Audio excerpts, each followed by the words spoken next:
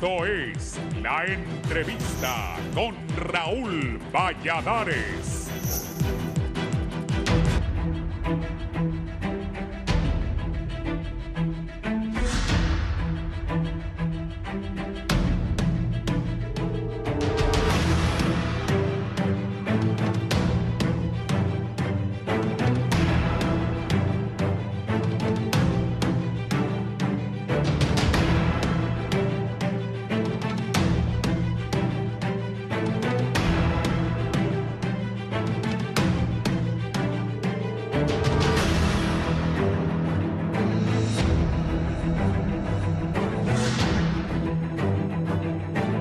Tras concluir el periodo para presentar nulidades en el proceso electoral, la ciudadanía hondureña comienza a manifestar un creciente hartazgo por las constantes denuncias que en muchos casos carecen de sustento. El pueblo, consciente de su poder como electores, empieza a adoptar una postura más crítica al momento de ejercer el sufragio, lo que se refleja en un fenómeno creciente, el voto de castigo, el cual se ha dirigido principalmente contra diputados y otros aspirantes a cargos de elección popular, quienes son percibidos por muchos como figuras que han hecho poco o nada por el bienestar del país. En un contexto de crisis tanto económica como política, los ciudadanos exigen a sus representantes no solo promesas, sino también acciones concretas que aborden los problemas reales que afectan a Honduras. Ante este panorama, surge una preocupación urgente sobre el futuro de las elecciones generales. El Consejo Nacional Electoral tiene la responsabilidad de trabajar en un plan efectivo que evite que la crisis actual se prolongue, tanto en el ámbito organizativo como en el de la confianza pública, señalan expertos.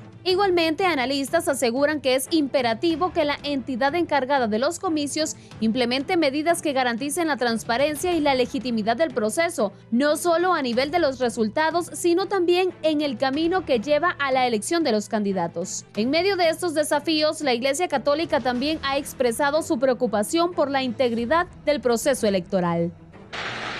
Y estaremos alerta, estaremos vigilantes para que no pueda nadie manipular las elecciones generales. Eso no es política, eso es defender a los pobres, eso es vivir el evangelio, eso es estar con la gente, eso es estar como pueblo de Dios, como bautizados responsables, defendiendo lo nuestro, cuando se puede defender, no después, después será tarde. Hoy es el día de defender a Honduras. Todos debemos hacerlos, generosamente y valientemente, pacíficamente e inteligentemente. Todos. La situación no es menos grave según las palabras de Edmundo Orellana, exfiscal general del Estado, quien ha sido enfático en señalar los problemas derivados del caos electoral vividos el 9 de marzo pasado. Orellana manifestó que la gran cantidad de delitos electorales cometidos durante las primarias, sumados a los intentos de los movimientos internos de los partidos por imponer candidatos a diputados, justifican una pregunta: ¿es hora de eliminar el financiamiento público para las elecciones primarias?, preguntó en su cuenta de X. En definitiva, las elecciones generales de Honduras están en un punto crítico. La ciudadanía está tomando conciencia de su poder de voto. Los líderes religiosos instan a la vigilancia y la transparencia, y los expertos señalan que reformas profundas podrían ser necesarias para evitar que los problemas actuales continúen afectando el proceso electoral. Solo con el esfuerzo conjunto de todos los sectores, incluidos los partidos políticos, las autoridades electorales y la sociedad civil, se podrá garantizar que las elecciones del futuro sean realmente un reflejo fiel de la voluntad del pueblo, concluyen diferentes sectores.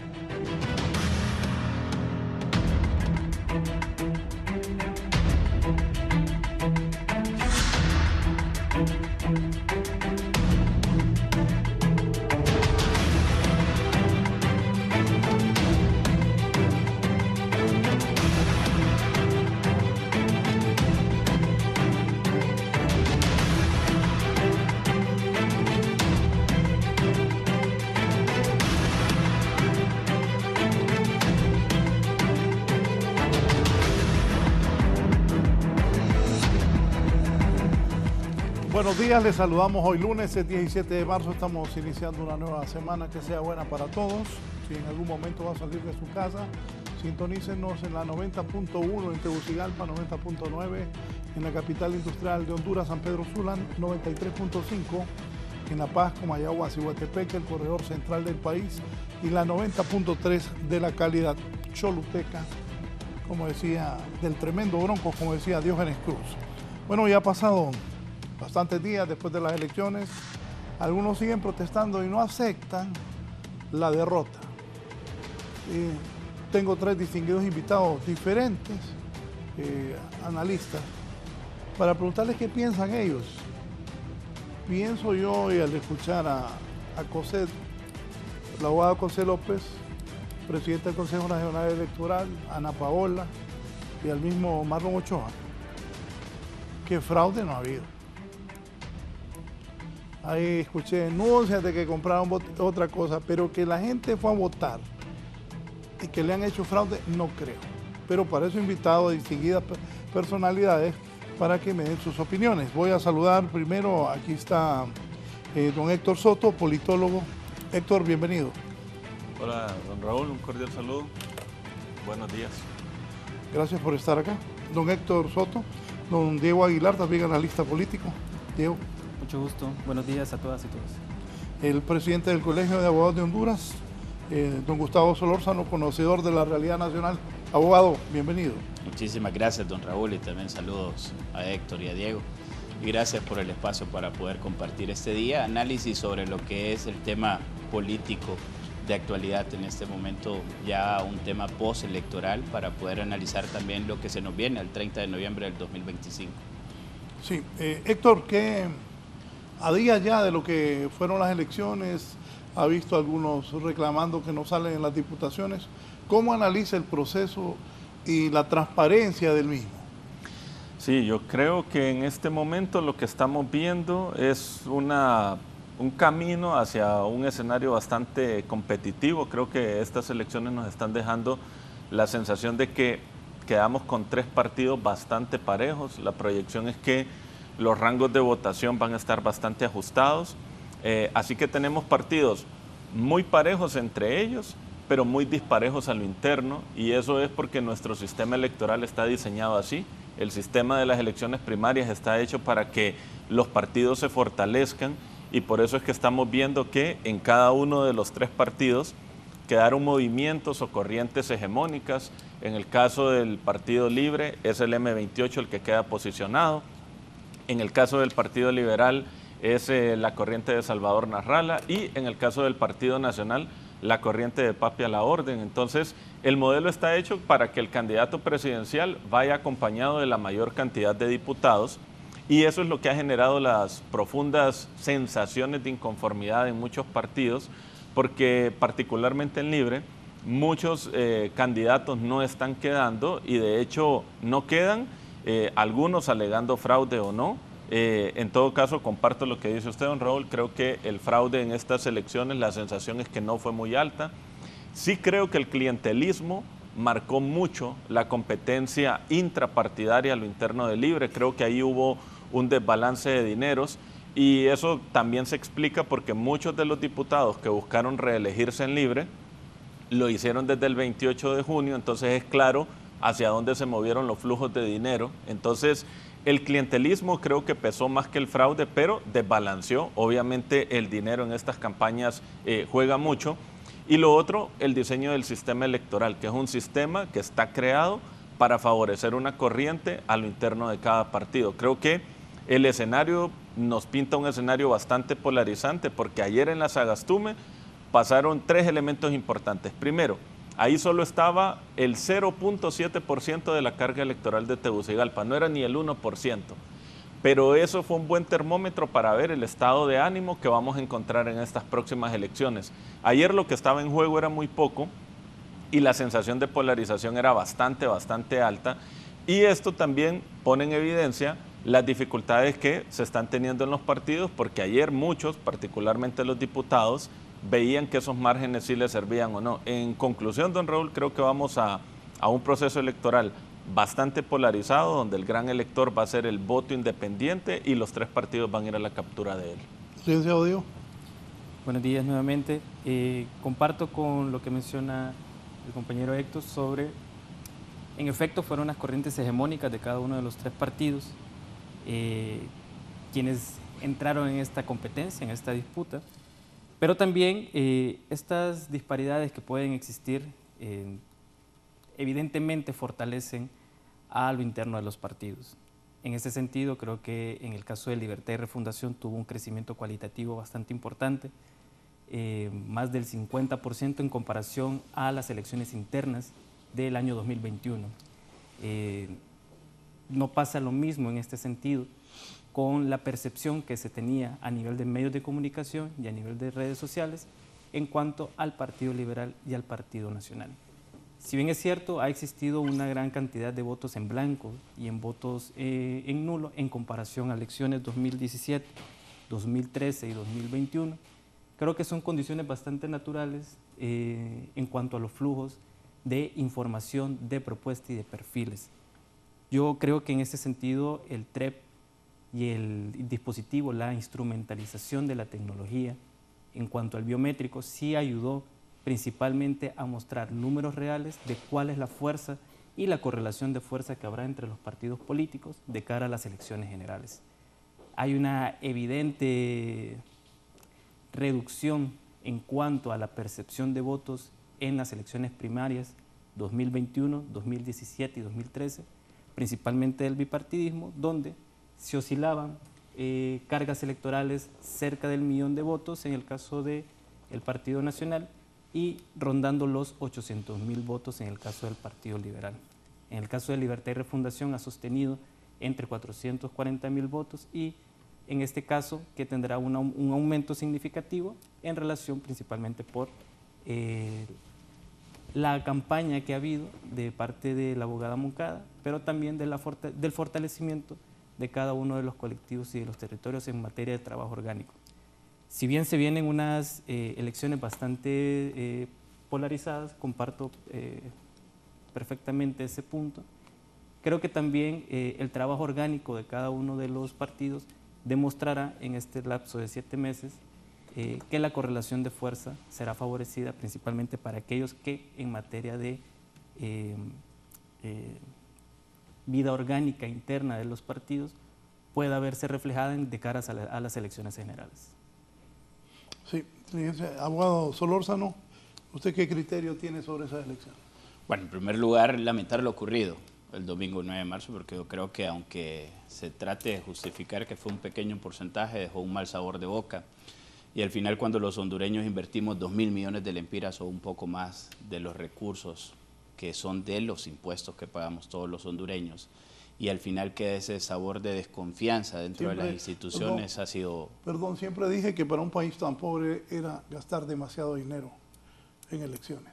Sí, al final es gastar o invertir, y hubiera sido una buena inversión si en realidad todos los hondureños hubiéramos tenido la satisfacción de que el proceso había pasado pues a las 7 de la noche, yo creo que todos estar celebrando una gran fiesta democrática, pero pasó esa hora y todavía los hondureños teníamos esa incertidumbre, todavía continuaban llegando algunas urnas, y aquí hay que señalar la responsabilidad tanto de quien le tocaba dirigir el proceso, en este caso el Consejo Nacional Electoral, y en mis redes sociales yo también lo expresé en cuanto a la responsabilidad que tenían Fuerzas Armadas con todo el tema también de participar en esa logística del transporte.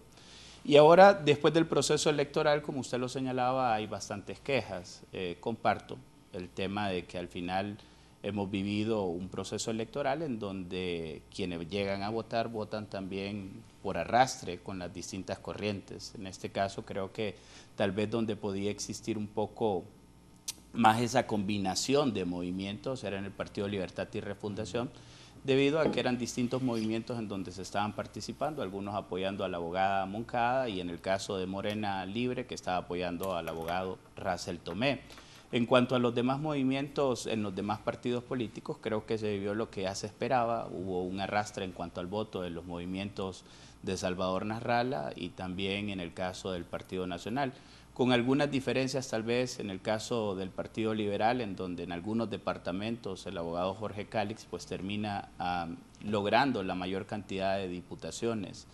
Así el caso, por ejemplo, Copán, Lloro, en el caso del Paraíso, en el mismo Lancho, y don Salvador Nasralla, que se coloca siempre con ese bastión que tiene en el departamento de Cortés. Es increíble la cantidad. Ayer que yo miraba también la participación en un comparativo de departamentos, viendo esa participación masiva a favor del Partido Liberal en el departamento de Cortés, que creo que es algo que debemos de comenzar también a realizar un análisis, porque pareciera de que Cortés en realidad tiene una tendencia a apoyar a Salvador Nasralla indistintamente de donde él se encuentre en un partido que él haya creado, como es el caso del PAC, se encuentre en alianza con el Partido Libertad y Refundación, como fue para el año 2021, y ahora lo vuelve a demostrar con el Partido Liberal también, en donde tiene un arrastre muy grande, y ahí ver también qué fue lo que pasó, porque hubo un cruce de votos a nivel de San Pedro Sula. Sacó varios diputados. Sacó varios diputados, era lo que conversábamos recientemente también previo a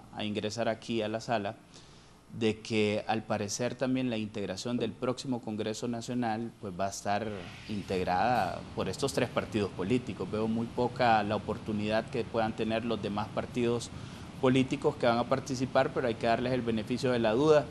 Sin embargo, vemos que la disputa va a ser nuevamente entre el tripartidismo, en este caso Partido Liberal Nacional y el Partido Libertad y Refundación. Vamos a ver qué es lo que ocurre, y en cuanto a la integración y a las dudas que han existido, pues soy de la opinión también de que en el caso de Libre es donde más se puede ver. Sin embargo, la mayor cantidad de impugnaciones también la vemos en los demás partidos políticos, tanto en el Partido Liberal como en el Partido Nacional. Y al final, hoy contamos con un proceso primario también que cuenta con una característica muy particular, de un proceso de escrutinio especial que inicia a partir entiendo que del día de hoy, en donde se va a poder también realizar prácticamente el destuce de las maletas electorales para ver voto por voto y de esa manera disipar cualquier duda en cuanto a fraude que se pudo haber cometido. Dice don René Amador, es evidente que las malas prácticas fraudulentas prevalecieron. A nivel presidencial, de media, 35% de las actas presentaron inconsistencias. Para el nivel de diputados y alcaldías, más del 50%. Sí, efectivamente, la práctica del fraude es una práctica que es permanente. Yo creo que aquí el tema no es si hubo o no hubo fraude. El punto es qué tan intenso fue el fraude. Y es que con lo que decía el abogado Solórzano, se invirtió tanto dinero en esas elecciones. ¿Funcionó o no funcionó la biometría? Yo creo que sí funcionó, lo que pasa es que tenía una curva de aprendizaje que romper, ¿no? Y es que es la primera vez que se incorporaba a las primarias, que era algo nuevo. Otro punto también, y son cosas que se deben mejorar, es todo proceso necesita interiorizarse y que la gente lo aprenda y lo sepa manejar. Y aquí hay un elemento clave, y es la pedagogía electoral. ¿En manos de quién está la pedagogía electoral en las elecciones primarias? Y esa tarea se le ha delegado a los partidos. Entonces, los partidos, cuando capacitan a los miembros de las juntas receptoras de votos o mesas electorales, lo hacen pensando en que la gente defienda el voto de su corriente, no en que haga un ejercicio transparente, consciente, responsable de administrar la mesa en esa jornada electoral. Entonces, lo que nosotros vemos son muchas corrientes internas, muchos de ellos incluso sin tener claridad de quiénes iban a ser sus representantes finales, capacitando personas para que fueran a defender los votos. Conozco de casos en los que hubo capacitaciones que se hicieron sin el instrumento biométrico, así que hubo miembros de diferentes movimientos, de diferentes partidos, que no tenían acceso a este instrumento. Creo que el biométrico y la base tecnológica del proceso electoral funcionó, porque fue lo que generó certeza en el proceso el día de las elecciones. Hoy el comportamiento es diferente, ¿no? Hay una lógica de por qué no se avanza, porque efectivamente hay actas que no se divulgan, porque se necesita hacer un escrutinio más exhaustivo y elementos de ese tipo, pero creo que la base tecnológica funcionó. Ahora bien, el fraude se mantiene. El fraude es una práctica que está ahí, y que el biométrico, una administración más responsable del proceso electoral, la intención de la unidad de política limpia de estar más vigilante, lo que busca es bajarle la intensidad al fraude, pero eso no implica que va a desaparecer. Yo creo que eso ahí está presente, pero creo que en la ciudadanía hay una percepción de que el fraude no fue tan intenso. Y también hay dos elementos que se empiezan a separar de estas elecciones: complot y fraude. Y la ciudadanía no está mezclando esas dos cosas. Para la ciudadanía el fraude es hacer trampa para conseguir votos. Y con lo que pasó el domingo pasado, el complot lo ven como una sensación de hacer que todo el proceso electoral fracase. Entonces creo que en la ciudadanía está pesando más un sentimiento de rechazo a un potencial complot que hubo en las elecciones que una práctica histórica y cultural de fraude en los partidos políticos. Entonces yo creo que eso también ha hecho que la ciudadanía se empiece a separar en dos, y claro, la indignación está en esa sensación de complot, en esa sensación de boicot a las elecciones, y el fraude lo ven como una práctica que, aunque indeseada, innecesaria, incómoda, saben que ahí está presente. Creo que ahí es donde esa línea de desagrado al proceso electoral se va rompiendo, y creo que esto incluso también termina beneficiando a los políticos que de alguna manera cometieron fraude, porque ahorita la gente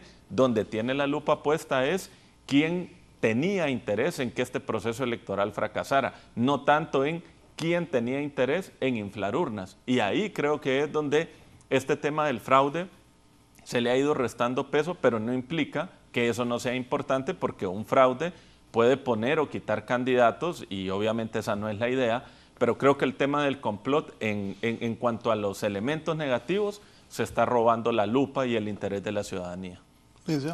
Yo creo que no estoy tan a favor de establecer la narración de fraude como tal de forma sostenida y sistemática, principalmente porque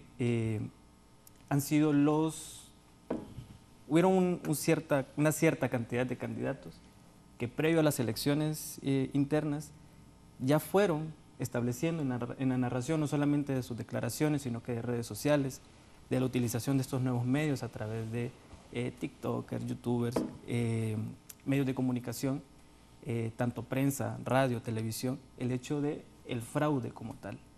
Yo creo que la biometría, que en eso sí comparto, falta la ausencia, esa curva de aprendizaje sí hizo ausente muchas características.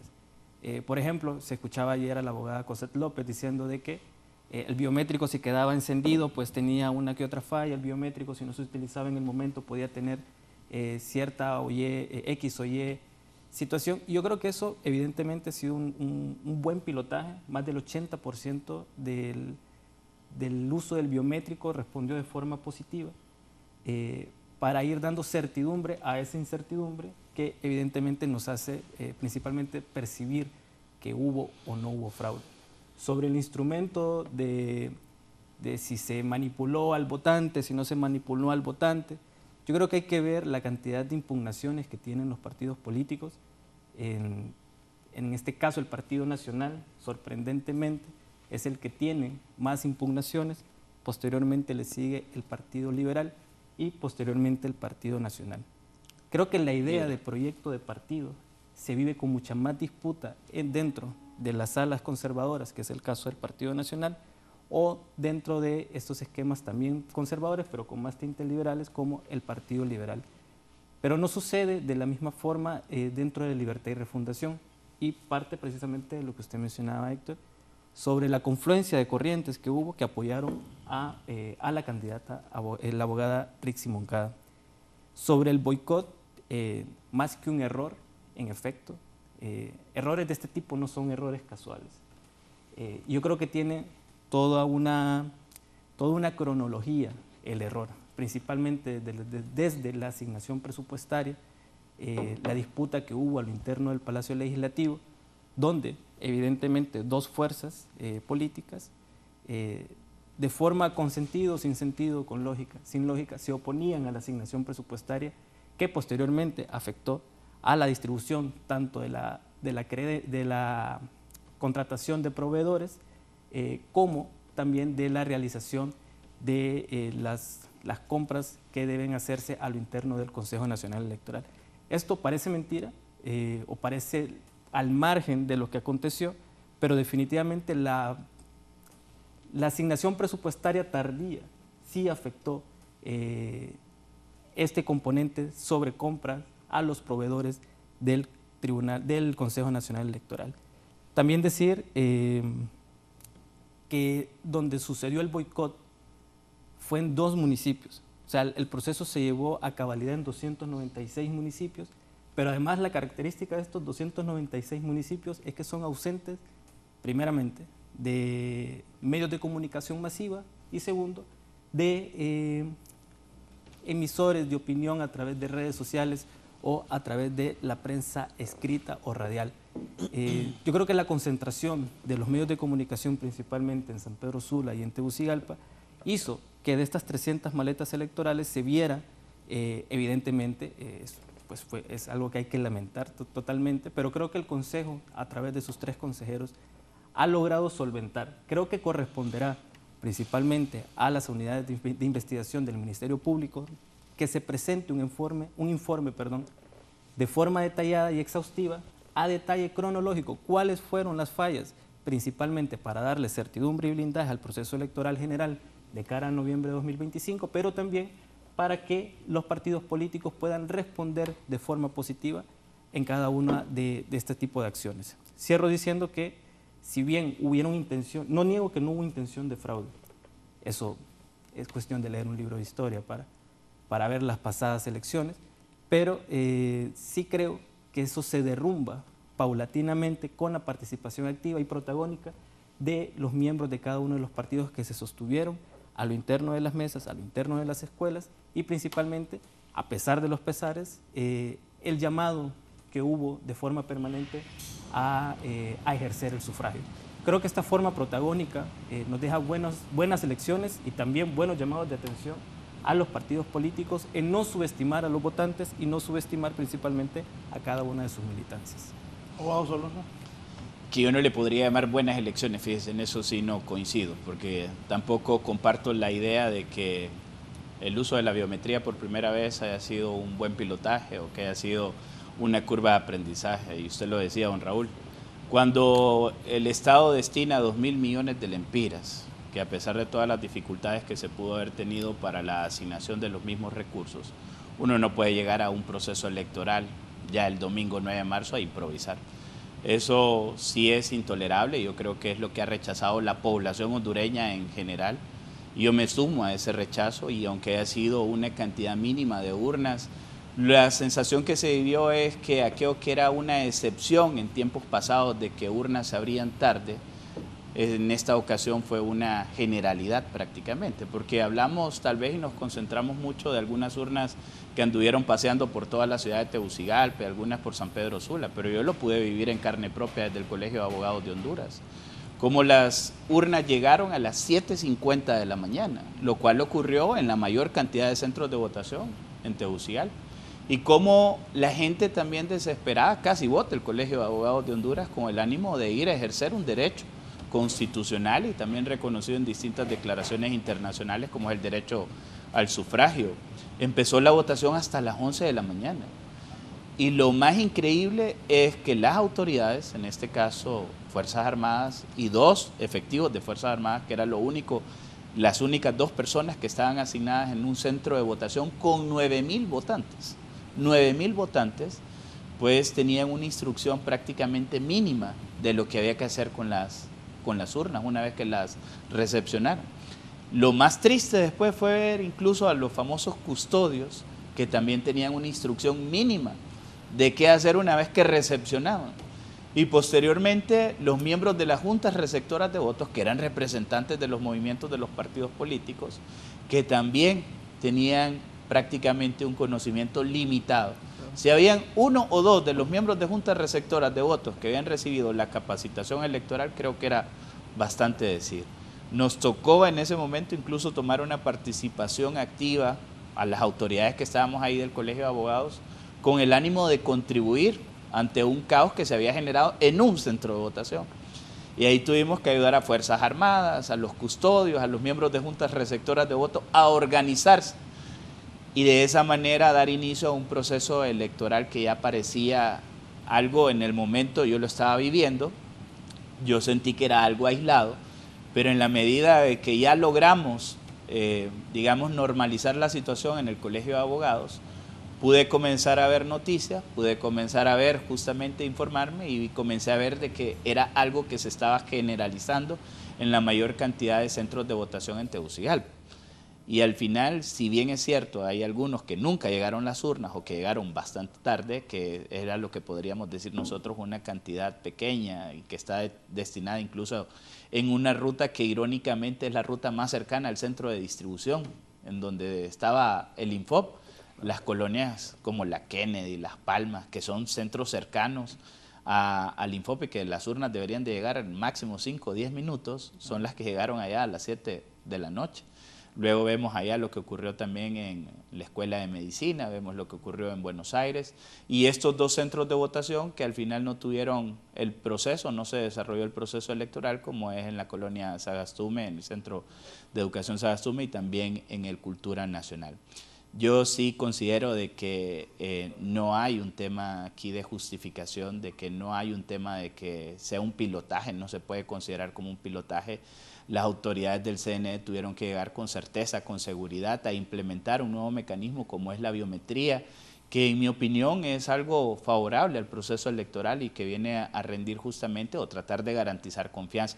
Pero el complot, como usted muy bien lo señala, Héctor, creo que es lo que le resta esa credibilidad, y creo también sumándolo al mensaje que daba el día sábado la conferencia episcopal en este desayuno cuaresmal, es importante porque los grandes héroes, heroínas del proceso electoral del domingo 9 de marzo han sido la población hondureña, que demostró civismo, que demostró amor por la democracia, que abrazó la democracia y que le dijo a la clase política hondureña: dejen de jugar con fuego, no jueguen por favor con algo que para nosotros es muy importante y es sagrado.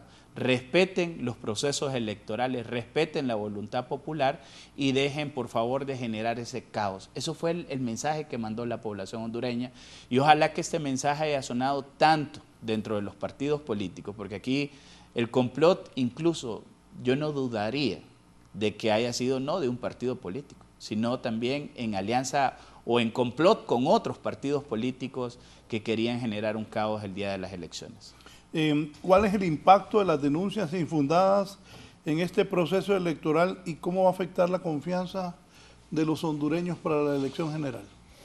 Sí, yo creo que aquí hay varios puntos, y es que los problemas políticos demandan soluciones políticas y los tiempos del proceso electoral son tan cortos que la vía legal, que aquí usted es el experto, nos dice que son tiempos a veces que son demasiado largos para la inmediatez que demanda la política, ¿no? Entonces yo creo que efectivamente cada partido está poniendo sobre la mesa denuncias, procesos legales que esperarán ser resueltos, pero creo que también detrás de esto hay un elemento claro, y es que lo que sigue son las elecciones generales, y hay una sensación en los partidos políticos de resolver esto políticamente para poder enrutarse y seguir avanzando hacia las elecciones generales. Creo que los que busquen la vía legal, porque primero están en el derecho de hacerlo, segundo, creo que eso es una buena práctica, que ojalá la justicia fuera más rápida, pero creo que queda la sensación de que no lo es, desafortunadamente. Así que lo que importa es buscarle una solución política a esto. Lo que sí es cierto es que hay algunos elementos que vale la pena poner a consideración, y es que si nosotros vemos el Partido Nacional, que es un partido mucho más disciplinado, pero que, como lo mencionaba usted, es el que más ha presentado denuncias o acciones administrativas, pues lo que nos dice es que, si bien es cierto, en números superan al Libre y al Partido Nacional, al Partido Liberal, comunicacionalmente no han visibilizado esto como un problema, o sea, intentan manejar esto sin afectar al Partido Nacional en este caso. El Partido Liberal, que sabemos que en estas elecciones fue el que tuvo la mayor polarización preelecciones, o sea, predía de elecciones, acordémonos el tema de la lija y un montón de elementos que polarizaron fuertemente la campaña, hoy rápidamente están intentando cerrar filas, así que ese no es un tema problemático ahí. Y yo creo que al que le quedan los grandes desafíos es justamente al partido de gobierno en dos bastiones electorales que no son fáciles, y es el tema de Olancho. Creo que ayer hemos visto cómo ahí hay un serio problema de unidad entre ellos en una zona que pues históricamente ha sido un bastión de libertad y refundación. Y el otro elemento importante es la zona de Cortés. Recordemos que 3 precandidatos cerraron su campaña en Cortés, que se está convirtiendo en el gran elector, y veamos cómo ahí también Libertad y Refundación está teniendo problemas, pero el candidato más afectado, que en este caso es Rodolfo Pastor, pues no está polarizando, por el contrario, intenta como cerrar filas e intentar resolver esto de manera política. Entonces yo creo que aquí lo que vamos a ver es que sí, hay un canal en la parte legal que se seguirá el curso, pero creo que aquí la inmediatez lo que demanda es soluciones políticas, y creo que los partidos intentan resolver de esa manera. Así debe ser, porque yo siento también que hay algunos que no los favoreció el voto y les echaron la plancha, y ante eso, ¿qué van a hacer? Sí, es voto de arrastre. No es fácil, ¿o no? Sí, bueno, primero resaltar naturalmente, partido que esté en gobierno es el que tiene como las lupas más acentuadas siempre. Creo que los problemas internos, principalmente de los partidos, justamente deben de encontrar canales políticos. En algunos casos vamos a ver a los núcleos duros con más efervescencia, tal vez con más reaccionismo, a diferencia de ciertos puntos de construcción o ciertos puntos de encuentro. Hubieron situaciones, esta situación es muy natural, diré yo, en cuanto entre ganadores, entre perdedores, y habrá que, a nivel de los fragmentos, poder lograr unificarlos de cara a las elecciones generales. El núcleo duro del partido en ese sentido, si bien dentro de su movimiento con mayor hegemonía, creo que también el resto de candidatos han puesto un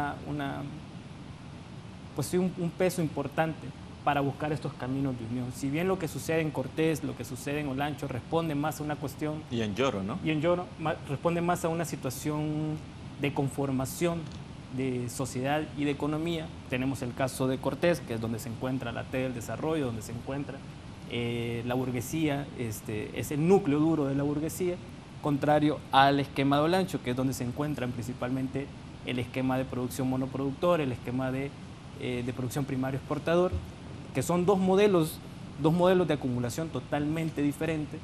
Vemos, y en este caso lo decía bien el abogado Solórzano, ese apoyo que tiene el caso de Salvador Narrala frente, no importa el partido que vaya, no importa en la alianza que vaya, tiene como mucho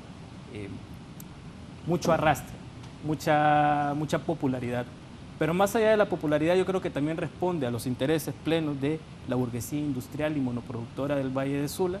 Y en el caso de Olancho, en efecto, al ser un modelo totalmente diferente como el primario exportador o la generación de granos básicos o de la economía agroalimentaria, evidentemente las disputas se resuelven en otro nivel y bajo otras dinámicas políticas. Yo creo que lo sucedido el día de ayer en Olancho, en torno al Partido Libertad y Refundación, solamente es una reacción natural frente a las disputas internas, que las disputas internas son la cosa más natural de cualquier partido político. Yo creo que las habilidades que tengan los puntos de encuentro frente a las posibilidades que tenga el coordinador nacional en poder unificar estas contradicciones, el partido en su medida saldrá fortalecido. Caso contrario, lo hemos visto, donde, por ejemplo, en las elecciones 2013... Diego, pero ahí el punto importante es que el Libre viene de una tradición en la que ha demostrado que tiene dificultades para resolver conflictos internos. O sea, en estas elecciones todo el mundo veía el problema de unidad en el Partido Liberal, no lo veían tanto en Libre. Pero si nosotros vemos en las elecciones del 2017 y 2021, los candidatos presidenciales, con el establecimiento del Partido Libertad y Refundación, muchas veces no han tenido capacidad de conciliar conflictos, y hoy el fortalecimiento y capacidad competitiva que tiene el Partido Liberal es gracias justamente al efecto expulsión que genera Libre. O sea, no se le niega el mérito al Partido Liberal, pero el que hoy esté repotenciado a nivel presidencial pues fue provocado inicialmente por Libre. Entonces uno lo que dice es, hay un patrón en Libre de la dificultad para resolver, y yo creo que en estas primarias a los de Libre les gusta prueba. A los de Libre les gusta el cachimbeo. Y ahí está prueba, don Raúl, porque tienen que resolver. Sí. Tienen que resolver. La historia de sus conflictos es que los conflictos se resuelven sacando gente, no manteniéndola adentro para que cohabiten. Y creo que ahí hay un desafío, en este caso, con el diputado en Olancho, con el tema exacto, el diputado o candidato, actual diputado en Lloro, el tema de Rodolfo Pastor. O sea, uno dice, ahí Libre tiene que demostrar y tiene que demostrarle a su membresía que aprendió a resolver conflictos. Creo que el tema de las primarias, para Libre el elemento clave es demuestren que como gobierno y como partido tienen capacidad de resolver problemas para que la gente no se les vaya. Sí, es un tema interesante ver la unidad dentro de los movimientos y dentro de los partidos políticos. Yo creo que lo están viviendo los tres partidos políticos, porque al final también dentro del mismo Partido Liberal, si bien Jorge Calix se acerca rápidamente a Nasralla al día siguiente, no hemos visto lo mismo en cuanto a Luis Zelaya con Nasralla. De hecho, más bien creo que el ingeniero Nasralla generó algún tipo de fricción al momento de brindar declaraciones en torno a lo que es la precandidatura del ingeniero Luis Zelaya, que no se puede descartar. Al final también es el tercer movimiento dentro del Partido Liberal.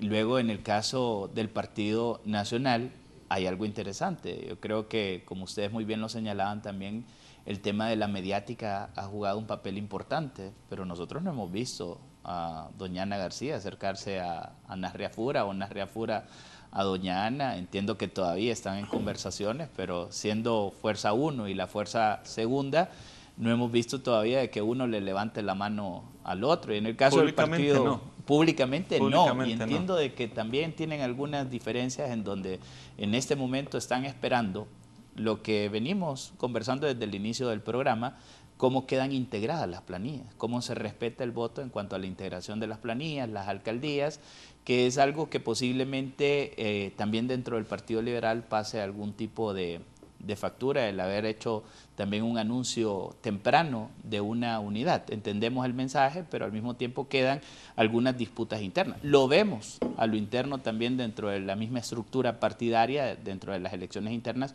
una disputa entre don Alan Ramos y también el famoso Pollo Contreras allá en San Pedro Sula, peleándose el central ejecutivo del Partido Liberal. Así que estos temas, y todos se denuncian, todos se declaran ganadores, pero el que tiene que, en el caso de la estructura partidaria, son cada partido político, y en el caso de los resultados de la integración de cómo quedan las planillas a nivel de las diputaciones, que es donde creo que hay algún tipo de conflictividad, pues le corresponde al Consejo Nacional Electoral. Yo sí soy del criterio, y aunque muchos pues cuestionan esta temática en cuanto a los recursos económicos, pero la manera como hemos venido funcionando en cuanto a la integración, sobre todo de los diputados, no es algo que le convenga al país, porque terminamos eligiendo en plancha, en línea, como le queramos llamar, por arrastre, por simpatía del candidato presidencial, entendiendo de que merece también algún tipo de respaldo, pero hemos dejado de elegir a los candidatos a diputados en realidad por lo que pueden llegarle a proponer a la población hondureña, y en ese sentido creo que merece el análisis, el poder separar sobre todo la elección de los diputados, que es la que más cuesta, realizar su escrutinio. Yo sé que esto puede llegar a implicar pues otras erogaciones económicas por hacerlo en días distintos, pero al final es un tema en donde debe de pesar más esa confianza, porque cada vez que salimos de un proceso electoral, la gente se centra en la integración presidencial, rápidamente se resuelve, pero en la integración de los diputados terminan con unas disputas internas. ¿Cuántos diputados no hemos escuchado nosotros? Por lo menos en el caso particular, yo iba en la 23 y me sacaron, se pusieron de acuerdo y me terminaron eliminando, y eso es un irrespeto a la voluntad popular, aunque coincido de que los grandes problemas políticos son soluciones políticas las que también van a tener. Solamente... Sí, solo eso, para reforzar, poneme lo de Luis Zelaya. Luis Zelaya está anunciando ya una conferencia de prensa, dice Luis, conferencia de prensa Unidad con Dignidad, 11 a.m. hoy lunes, 17 de marzo en el Salón del Hyatt. Pues Luis Zelaya ahí dice Unidad con Dignidad, una conferencia de prensa. Sí, tiene un mensaje lo que está enviando Luis Zelaya, licenciado. Sí, solamente sobre esta situación que nos mencionamos, sobre la salida del partido. Si bien creo que la contradicción, hay como varios conceptos que la sociedad hondureña, principalmente sus miembros de partido, han o mal interpretado o de alguna forma le repelen, que es el debate. El debate siempre decimos constructivo, destructivo, lo que sea. Creo que la contradicción es necesaria principalmente para poder encontrar causales y puntos de confluencia con vías de salidas políticas. Por un lado, las facciones más conservadoras se encuentran la confluencia a través de, de aquellos que son los dueños de los medios de producción, a través de ciertos contratos, a través de ciertas prebendas que pueden llegar a generar un punto de confluencia económica para poder llegar a una negociación en que ambas partes ganen. En el caso de la conformación política de Libertad y Refundación, no es que no se incluya esta parte, sino que además tiene otras conformaciones de poder, y en el caso de Rafael Sarmiento, en el caso del compañero Bartolo Fuentes y en el caso del compañero Rudo Pastor, no han abandonado las filas del partido. Es más, llaman a que exista un punto de confluencia para que existan negociaciones políticas. Y yo creo que es necesaria la ruptura dialéctica, es necesaria la confrontación dialéctica, para que después, luego de estas grandes contradicciones a lo interno de los partidos, puedan tener canales de salida, principalmente políticas, pero también que fortalezcan no solamente la militancia, sino que las estructuras orgánicas del partido como tal. Y esto que menciona sobre la conferencia del compañero Luis Zelaya, bueno, del ex candidato presidencial Luis Zelaya, creo que el Partido Liberal. Ya sabemos por quién va a votar en la general. Me fui mal ahí. No, en el caso de Luis Zelaya, creo que me parece un poco complejo poder él tener que interpretar las palabras del candidato presidencial Salvador Narrala, principalmente porque lo que hace unos días mencionó que cuando él tuviera tiempo de ir al baño, muy iba a llamar a Luis Zelaya. Creo que además de ser un tono bastante grosero de parte de Salvador Narrala y de crispar un poco el ambiente político, justamente lo que mencionábamos anteriormente, poder tener confluencias de canales de salidas políticas para el fortalecimiento de los partidos. No solamente sucede en Libertad y Refundación, sucede en el Partido Liberal, y comparto totalmente esta visión que mencionaba usted, abogado, sobre la ausencia de comunicación visible que existe, tanto de la abogada Ana García como de Narri Fura, que han tenido tal vez una nula participación a nivel de medios de comunicación, pero también creo, y con eso sí cerraría, sin importar las contradicciones que exista a lo interno de Libertad y Refundación, dudo mucho que uno de sus militantes decida engrosar las filas de los partidos tradicionales. Mire, yo he tenido la oportunidad de platicar con varias personas que aspiraban a cargos de elección, a diputaciones del Partido Libertad y Refundación. Y algo que me llamaba la atención es de que sí existe algún nivel de inconformidad con lo que pasó, por las distintas razones que sean, la maquinaria del M28, como le han llamado, todo, al final de que es uno de los movimientos fuertes dentro del Partido Libertad y Refundación, e incluso, si bien es cierto, yo creo que van a mantener una identidad dentro del mismo partido, pero también están esperando hasta algunas opciones. Algunos me decían, hay que esperar a ver qué ocurre con don Nelson Ávila, y no le extrañe de que al final incluso don Nelson Ávila termine siendo un actor interesante dentro del siguiente proceso electoral, jalando votos de muchos que se sienten hoy inconformes y que sienten de que don Nelson podría llegarles a representar. Esto se lo digo después de conversaciones con algunas personas que participaron. Recordemos de que la mayor participación a nivel de candidaturas al Congreso Nacional se encontraban dentro del Partido Libertad y Refundación. Y hay otros que se sienten inconformes porque aunque aparecen en la planilla de 23, de 20, de 9, de 7, dependiendo del departamento donde se encontraran, aparecen ya en la parte final, cuando ellos aspiraban a iniciar el proceso general en las primeras posiciones en una planilla dentro de Libertad y Refundación. Y ellos sienten también de que esto ha sido cierta exclusión de ellos y posicionamiento de un movimiento en lo particular. Lo que nos queda claro es que vamos a tener un proceso electoral general bastante complejo, bastante interesante, y que el Consejo Nacional Electoral todavía tiene una tarea grande. Ha transcurrido apenas 9 días desde que participamos los hondureños en este proceso electoral. Tienen hasta el 8 de abril para que ellos puedan oficializar los resultados, que creo que está claro a nivel presidencial, pero no está tan claro a nivel de la integración de las planillas en lo que son cada uno de los departamentos con los diputados. Y posteriormente entender de que la posición sí juega un papel importante, sobre todo para las elecciones generales, porque los votos suman, recordemos, para la parte del cociente o del residuo electoral. Es decir, dónde me encontrara posicionado en este momento, si en la 1 o en la 23, y después de la 23 saltaba a la 1, no había ningún problema porque no hay cociente ni residuo en las elecciones primarias, no así en las elecciones generales. Pero en donde si ya salí. En esta pasó que, por ejemplo, en el Partido Nacional, busquen ahí la integración de Francisco Morazán. Entiendo que la señora Cano iba en un puesto y ahora pasó Quilved a primero. O sea, han pasado esas cosas. Le ayudó mucho venir aquí al programa, Quilved. Claro, sí, sin ninguna duda. Sin ninguna duda. Sí, hubo movimientos, incluso dentro del mismo partido liberal. Pero también que votaron por gente no muy conocida. Sí, interesante. Ahí está, ¿ves? Bueno, sale Arnold Burgos también, ¿no? Sí. Lisi, que creo que era la primera, pasa a la tercera posición. Ahí tenemos a Sara Estrada también, Zavala, de que pasa a la cuarta, y creo que Sara estaba como en la 8ª, 9ª, por ahí. Suyapa Cejan Morales. Y ahí gente, bueno, a Toño lo pasaron como la 8ª. Como a la 8ª. Entonces Toño ahora tiene un reto grandísimo, porque necesita una gran cantidad de votos. Aparece ahora en la 6ª, creo que está Toño ahí. No, creo que sí, séptima, 8ª. Y la señora Johanna también. Sara es la 4ª, 5ª, en la 6ª está Toño, y doña Johanna Bermúdez está en la 7ª. Y ahí está Osvaldo en la 8ª.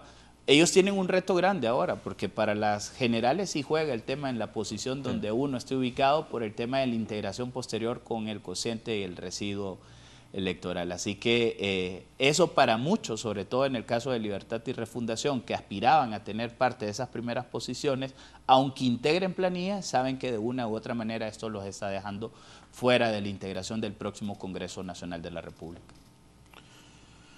Ajá.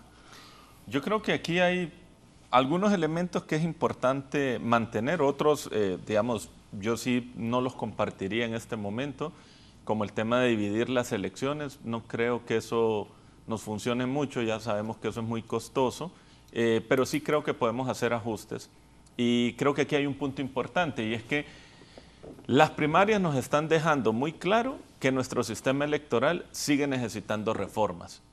E incluso nos hemos enfocado tanto en las reformas de las elecciones generales que hemos descuidado la deuda pendiente de reformas en elecciones primarias e internas. Yo creo que acá también hay mensajes claros que necesitamos cambiar las reglas del juego. Por ejemplo, el tipo de voto. En Honduras usamos un voto que técnicamente se llama voto Panachaj, que es que yo voto por cuántos candidatos tengo. Y eso hace las sábanas que ya conocemos de Cortés y de Francisco Morazán. Pero en otros países se usa el voto preferente, y es yo escojo un partido y el candidato que más me gusta, y eso reorganiza toda la lista y es una forma más rápida de hacer el conteo y poder transmitir resultados sin que necesitemos hacer 2 elecciones, digamos. O sea, nuestro sistema se puede ajustar. Ahorita la gran crisis que hay es un tema alrededor de las integraciones. En el caso del Partido Nacional, que sabemos es un partido muy disciplinado, hay un silencio, hay hermetismo para conocer los conflictos, por lo menos la opinión pública, pero eso no implica que no existan. Claro que ahí hay conflictos. En el caso del Partido Liberal, hubo dificultades alrededor de la figura presidencial que se resuelve no por el desempeño del CNE dando resultados, sino porque Salvador Nasralla le ganó por mucho a Jorge Cálix. Eso es lo que resolvió el conflicto. El conflicto lo resolvieron ellos solos, no el árbitro. Pero no, eso lo resolvió no ellos solos, la gente. La gente, sí, la gente votando por ellos, de acuerdo. Aunque hay contradicción con el presidente del Central Ejecutivo, quien... Correcto, con el Central Ejecutivo hay líos. Por ahí van a pelear. Con algunos diputados que se están peleando, pues es lo lógico que se peleen un poco. En el caso de Libre, el gran problema son las diputaciones. Entonces, por ejemplo, Si nosotros usáramos el sistema de integración al Congreso en las internas y primarias como se usa en las generales, este juego cambiaría totalmente. Y solamente les voy a poner un caso ilustrativo. El Partido Nacional. En este momento, Nasri Afura se está llevando 126 o 127 diputaciones. Si usáramos la fórmula electoral de las generales, que técnicamente es la fórmula JAR, Nasri Afura tendría 89 candidatos. Ana García, 28 candidatos. Jorge Zelaya, 5 candidatos. Y Roberto Martínez, 6 candidatos. O sea, cambiaría totalmente el panorama. Pero como el sistema está hecho para crear candidatos presidenciales fuertes con capacidad de control del partido y capacidad de control del Congreso, pues esto no se implementa. Claro, ¿qué es lo que pasa? En Libre está la dificultad que como ahí hay una candidatura presidencial de consenso, entonces este sistema sí les juega en contra, porque es un partido donde el sistema está hecho para crear corrientes hegemónicas, pero como ahí hay una candidatura única, técnicamente, pues las corrientes pierden porque en la integración es donde ellos se ven afectados. Si se hiciera esta cuota, esto cambiaría totalmente y solamente pongo un dato. En este momento el M28 se está quedando con más de 82 diputaciones. Si se usara la integración según las generales, se hubiera quedado con 57.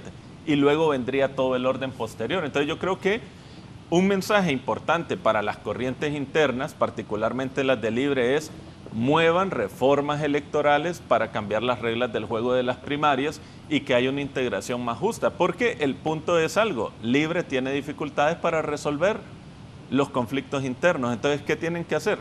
Cambiar las reglas del juego para que sean un poco más equilibradas. Y creo, es más, que todos los candidatos a diputados ganarían porque habría mayor integración y mejor representación. ¿Quiénes se van a poner en contra? Pues los candidatos presidenciales, porque todo candidato quiere quedarse con el control del partido.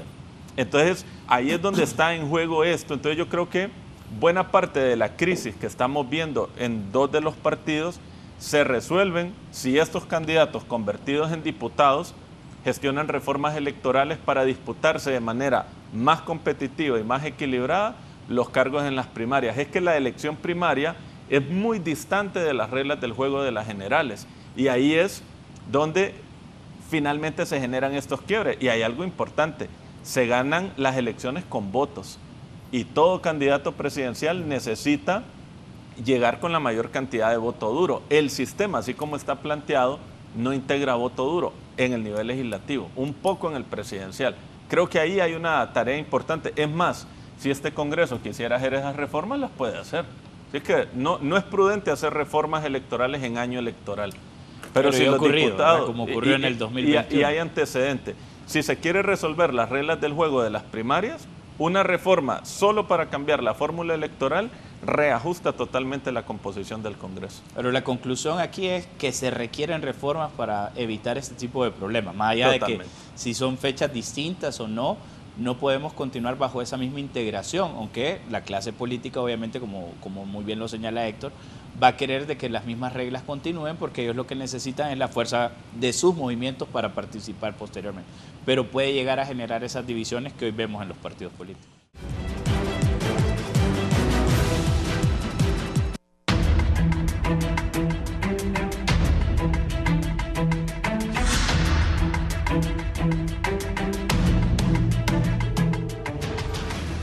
Bien, ¿qué consecuencia puede tener el voto de castigo sobre diputados y otros aspirantes a cargos de elección popular en las próximas elecciones generales? Ya las está teniendo. De hecho, 94 diputados buscaron, de 128 diputados, 94 buscaron la reelección. O sea, hubo un resto que dijo, yo acá no sigo. Y de esos 94 en este momento, 80 están saliendo reelectos. ¿Cuáles son los más castigados? Los del Partido Liberal y los de Libre. En el Partido Liberal, curiosamente, se juntan dos fenómenos. Diputados que no están saliendo reelectos, pero también diputados que cambiaron de partido. Y eso está poniendo el costo, el voto de arrastre de Salvador Narrala, particularmente Cortés y Francisco Morazán castigó mucho a los diputados liberales que iban con Jorge Cálix, que son los que están quedando fuera. Creo que ahí hay una evidencia de, no sé si un voto de castigo o una pérdida de simpatía, en todo caso no están saliendo. Y en el caso de Libertad y Refundación también hay otra batería de diputados que tampoco están saliendo. O sea, más o menos el disparador va a dejar unos 80 diputados buscando la reelección, que eso a uno lo hace suponer que el Congreso por lo menos puede mantener la mitad de sus diputados, o sea, no se va a renovar del todo, que yo creo que es sano. O sea, un Congreso que no se mueve es malo, pero un Congreso que se renueva totalmente tampoco es prudente, porque hay que darle continuidad a ciertos procesos, aunque muchos dirán que el Congreso no es el que ha tenido el mejor desempeño, y de hecho el Congreso también ha frenado disparadores. Por primera vez después de muchos años, el presidente del Congreso no fue precandidato presidencial. Eso no sucedía hace décadas. De hecho, la gente veía al Congreso como el disparador para la presidencia, y en esta oportunidad no fue, justamente por la crisis reputacional que atraviesa el Congreso Nacional desde toda esta gestión, en parte porque con este tripartidismo ya el que gobierna no necesariamente tiene mayoría en el Congreso, y de hecho es muy posible que el próximo gobierno tenga la misma dinámica de no tener mayoría en el Congreso, porque estos tres partidos están quedando muy equilibrados.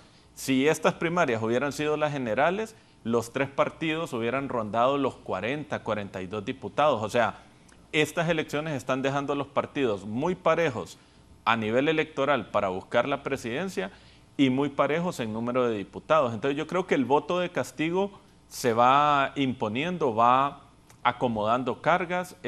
No creo tanto en el nivel presidencial en este momento, porque la elección no opera así, aunque algunos me dirán, Héctor, mire el voto nulo y mire el voto en blanco de Libre, está llegando al 18%. Hay que recordar que en las elecciones pasadas, cuando el Partido Nacional era gobierno, sacó el mismo porcentaje. Entonces ese es un voto que tiende a ser un patrón de rechazo al desempeño de gobierno. O sea, preocupa, sí, pero no es nuevo en todo caso. Y creo que el voto de castigo, por lo menos a nivel de Congreso, que ya lo estamos viendo, creo que le pasó más factura, sin lugar a dudas, al Partido Liberal y a Libre, porque del Partido Nacional están pasando prácticamente todos los que se lanzaron. Sobre la confianza y el voto duro, creo que definitivamente esta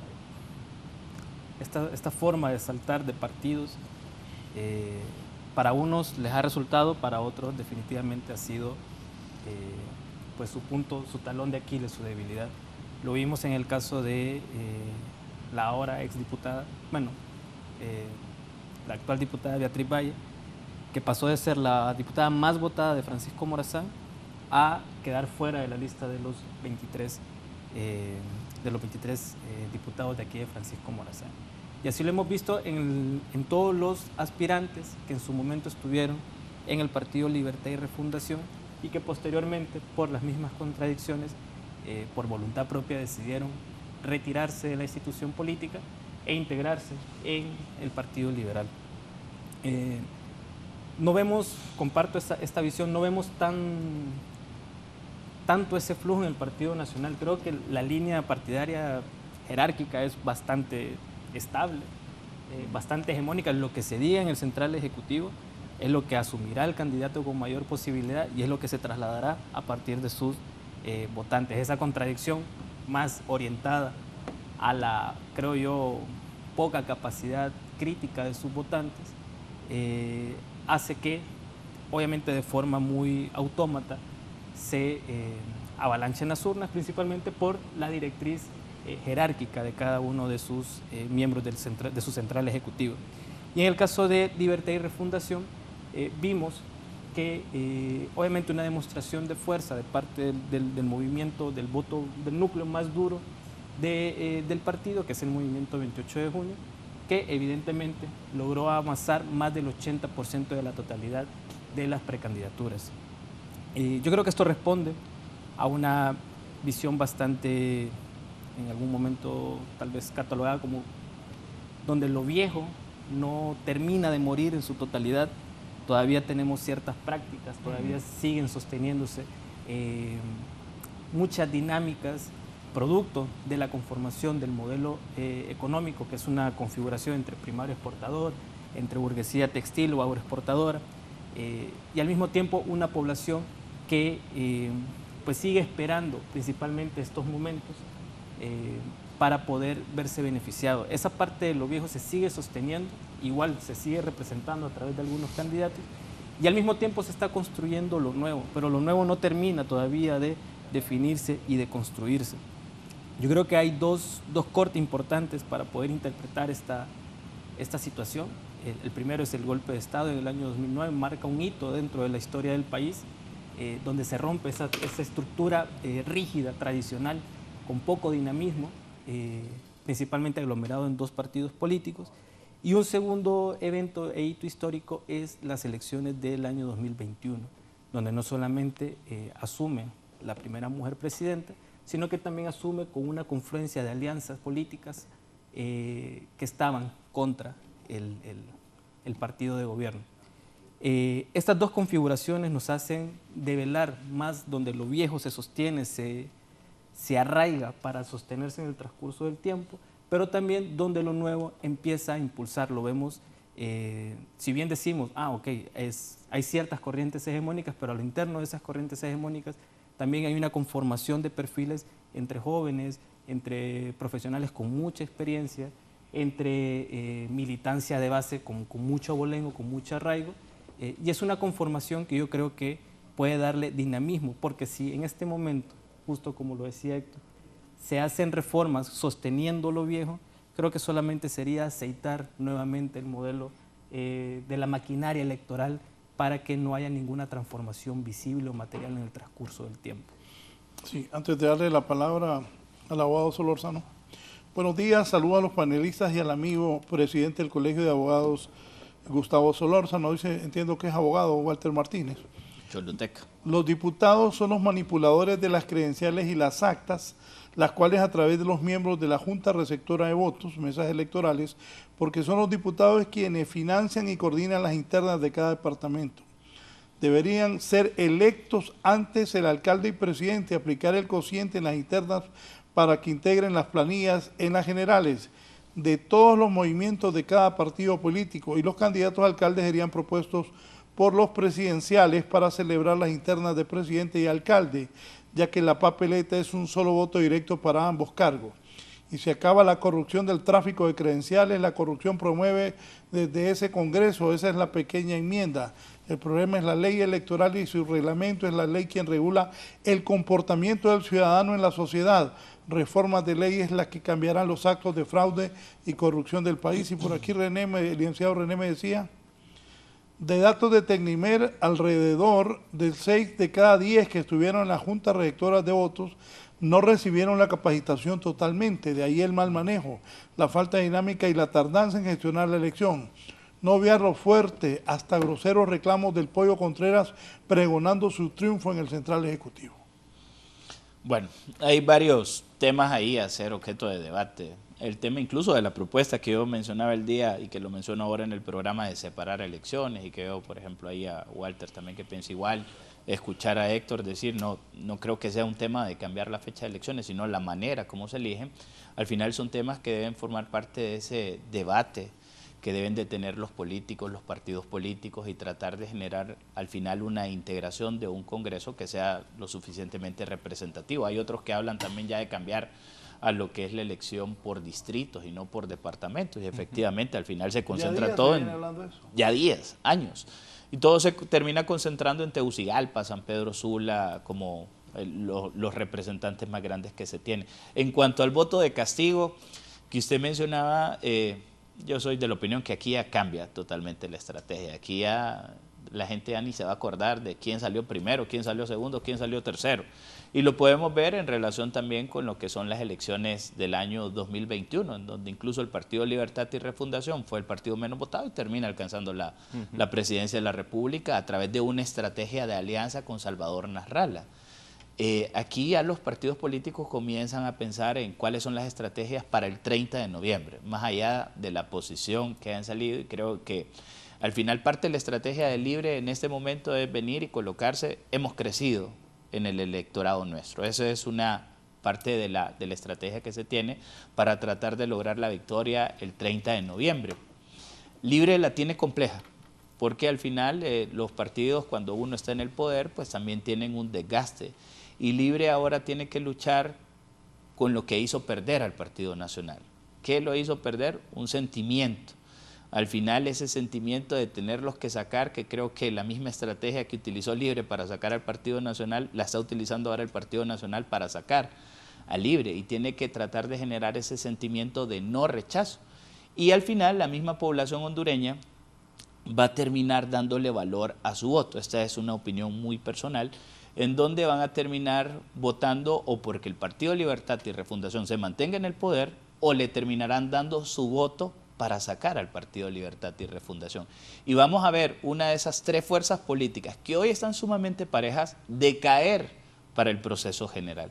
Pero esto no quiere decir que de repente decaiga en cuanto a su membresía, simplemente es que la población tomó una decisión para elegir. Yo creo de que al final, ahorita vamos a terminar con un proceso con una diferencia, Héctor maneja mejor los datos que cualquiera aquí, y yo creo que serán la diferencia entre el primero y el último van a ser aproximadamente unos 100.000 votos, así como veo que va a ser el Partido Nacional, Partido Libertad y Refundación y el Partido Liberal, pero eso no quiere decir que el Partido Liberal no pueda repuntar para las generales, o que el Partido Nacional vaya a caer, o que el Partido Libre pase de ser la segunda a la primera fuerza. O sea, al final para las elecciones generales lo que van a buscar quienes hoy están aspirando son estrategias que les permitan o mantenerse en el poder, o los que no están alcanzar ese poder. Después de ver la participación que hemos tenido en las elecciones primarias, que creo que es de 42%, si no me equivoco, 44%, continúa manteniéndose de que al final el que va a tomar la gran decisión de quién nos gobierna es el voto independiente. Y ese voto independiente, en el caso de que cualquiera de los partidos políticos lo logre motivar a salir, de que lo convenza, pues va a tener el favor de darle esa presidencia de la República que hoy se disputa entre 3 personas, en mi opinión, y que no va a cambiar eso más allá de que vayan a surgir más. Yo creo, por ejemplo, que el Partido Salvador de Honduras, al final, y me voy a atrever a decir esto, creo de que va a terminar buscando una alianza con Salvador Nasralla y con el Partido Liberal. Y de esa manera los partidos políticos van a comenzar a moverse para ver quiénes han sido afines a ellos y ver de qué manera también se le integra.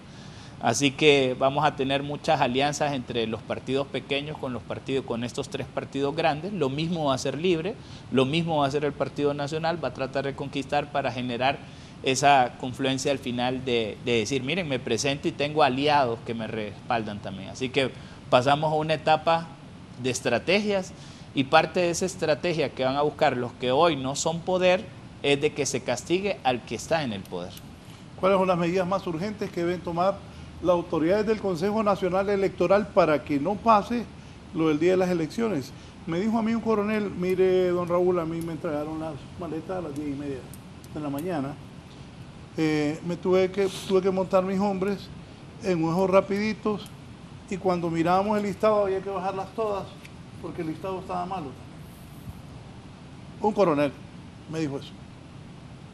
¿Qué hay que hacer? No, eso es terrible. Escuchar eso, don Raúl, es terrible porque nos habla de que falló lo que no debía fallar, porque esos son hasta elementos logísticos. Y ahora la fiscalía me está investigando. Me está investigando a mí. No me lo dijo un coronel. No voy a dar el nombre. Y una persona que yo conozco me dijo, las últimas me las dieron a las 10:30 de la mañana. Cuando llegamos al lugar había que bajar todas las maletas electorales porque el listado que nos dieron estaba mal. No, aquí hay varias cosas y varios actores, ¿no? Pero en el núcleo está el CNE en el primer anillo como el gran protagonista de esta crisis institucional que se generó en unas elecciones primarias que parecían tanto elecciones generales que por eso se despertó tanta expectativa. Yo creo que aquí hay varios elementos. Por un lado, viendo al pasado, el Ministerio Público creo que tiene que ayudar a que se haga justicia, pero también es un actor clave para ayudar a que se conozca la verdad. Una de las consejeras, la presidenta Cosette López, habló de una comisión de la verdad. Yo no creo que el tiempo, los recursos y el ánimo den para eso. Creo que basta con que el Ministerio Público haga bien su trabajo y nos cuente la verdad de lo que pasó. Eso creo que es un elemento como para cerrar este capítulo. Y el punto es centrarse en el presente y en el futuro. Creo que el CNE tiene una crisis reputacional. Creo que la ciudadanía perdió la confianza en el CNE y creo que eso es lo primero en lo que el CNE tiene que trabajar. Muchos hablan que los consejeros deben renunciar o no. Creo que ese es un tema que tienen que resolver las cúpulas de los 3 partidos. Acá sería especular. Finalmente, si ellos quieren, los van a cambiar. Si ellos no quieren, ellos van a seguir. Veremos a ver finalmente eso cómo se da. Porque el punto es el siguiente. Las primarias dejaron los partidos bastante parejos y el CNE dejó la sensación de que no pudo administrar el proceso electoral. Pero si los partidos se proyectan tan parejos, si la distribución de diputaciones se proyecta tan pareja, es lógico que vamos a ir a unas elecciones muy cerradas. Y la gran pregunta que queda es, ¿el CNE tiene la capacidad hoy de administrar un proceso electoral donde el que gane va a ganar por poco? La sensación que hay es que no. Entonces, esa es la realidad que el CNE tiene que revertir. Y eso pasa no solamente por mejorar su desempeño administrando el proceso electoral, y creo que hay elementos simbólicos. Por ejemplo, si la ciudadanía ve que las maletas electorales están en los puestos de votación 3 días antes, yo creo que todo el mundo diría, se resolvió el problema, vamos a elecciones tranquilas. O sea, yo creo que el CNE tiene que identificar cuáles son esos elementos claves, porque la ciudadanía no solamente tiene que creer, tiene que ver y decir, muy bien, eso está funcionando. Creo que eso sería un punto formidable para que el CNE dé un golpe en la mesa y diga, yo puedo hacer las cosas. Otro punto importante es demostrar que hay una comunicación y una relación efectiva con las fuerzas militares, porque la sensación que queda es que el CNE, cuando tuvo las Fuerzas Armadas a cargo, no las pudo gobernar. O sea, las Fuerzas Armadas las gobierna la presidenta y pues lo ha hecho bien.